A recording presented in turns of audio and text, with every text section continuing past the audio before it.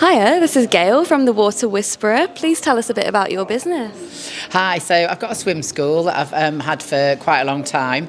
I tend to work a lot with children from around 2 years old to, well, up to adults. I absolutely love what I do. I was a swimmer from 3, training at 7. Used to get up in the morning and train in the mornings, and then go to school and then go back training again until, boys came along, and then that changed my outlook a little bit. You had to either be a complete swimmer or a teenager. So I've pretty much been in sports my entire life. I'm also a qualified PT as well, and as an advanced swimming teacher. And then I've got other kind of qualifications that go along that complement my swimming school. Oh, brilliant. So what is it that makes you different from others in the industry? Well, I tend to specialise with the little ones, and I get them swimming unbelievable distances. I've had a 2-year-old in 6 lessons has gone from nothing to 200 metres non-stop. That's 8 lengths in a big pool, 25 metres in the big pool, and that's proper backstroke. Now, he wasn't quite looking like one of the Olympic athletes, but he was lifting his arms out of the water correctly. And then I've got 3-year-olds tend to swim quarter of a mile. That's around 15 to 20 minutes of non-stop swimming. And then I've had several 4-year-olds that have swum a mile non-stop, and I've currently got a little boy that I'm training at the moment now called Zach. He's phenomenal. He's up against 8-year-old boys, right? And the 8-year-old boys will be going, my arms are dropping off. And Zach's like, bum, bum, bum, bum, bum, bum, up the swimming pool. So Zach's completed his quarter of a mile a few weeks ago. He's doing his half a mile in the next 2 to 3 weeks. I mean, we do the training. And the way I say it to the children is I just say, get in the pool, let's go. When you've had enough, let me know. And they know they've got a trophy dangling in front of them, so and sweets or whatever on the way home with mum and dad. So there's always a little bit of a carrot there that I get out for the kids to make them go. So that's one of the things I suppose I'm quite famous for. And I'm also, I hope it's okay to mention, a finalist for the Merseyside Women of the Year Awards, and I've won my award 3 times with you, which means the world to me. And I've had now 11 awards, so either wins or finals, which is just phenomenal for my career. I absolutely love it. No, it's so impressive, Gail. So thank you. What does the future hold for you?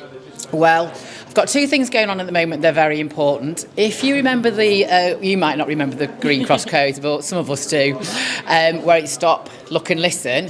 So I'm in the middle of just developing a sort of a Pixar cartoon base. I'm just finishing the characters for it, and I've got a similar thing which is stop, ask and listen. So you've got to stop before you get in any body of water, swimming pool. I actually ask the parents to practice this at home with the bath, jacuzzi, lake, beach, sea. You've got to stop, ask and listen, and go and ask your mum or your dad if you go swimming, listen to what they say and go with them. Because during my time, so many kids, it's that fast, just bolt off and they're in the swimming pool, and the mum might be in the bag or washing their hair.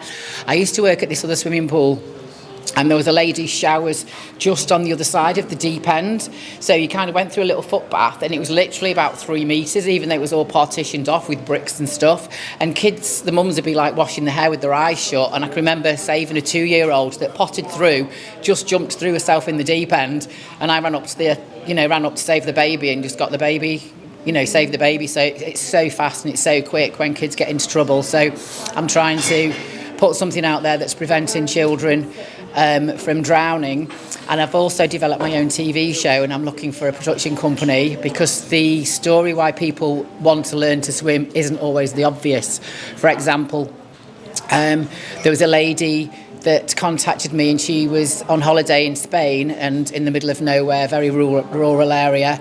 She fell over, landed in the swimming pool, broke her arm in 2 places, no mobile. The little one's 3, absolutely petrified and crying and screaming on the pool side, and kind of like what happened next thing. And obviously they were both terrified and really shook up with the situation. And obviously that's put the mum off wanting to get near a swimming pool at the time, and the little one as well. So there's a lot of stories behind why people want to learn to swim. And I've had children that have had a rough time at school, and they've come to learn to swim, and they've ended up being the heroine. One little girl I'm thinking of in particular, she ended up being the best girl in the school from her swimming lessons. And there's stories like that behind. So it's kind of that's the story that I'm looking to try and get out there, and again to inspire people to learn to swim. 80% of people that drown or get into difficulties are not even in water, according to the research that I've done. So yeah, that's just trying to get the message out there to learn to swim. Yeah, it is so important. But it's been wonderful speaking to you, Gail, and congratulations on your awards. Yeah, I'm absolutely thrilled, and thank you for having me back again. Absolutely. Bye.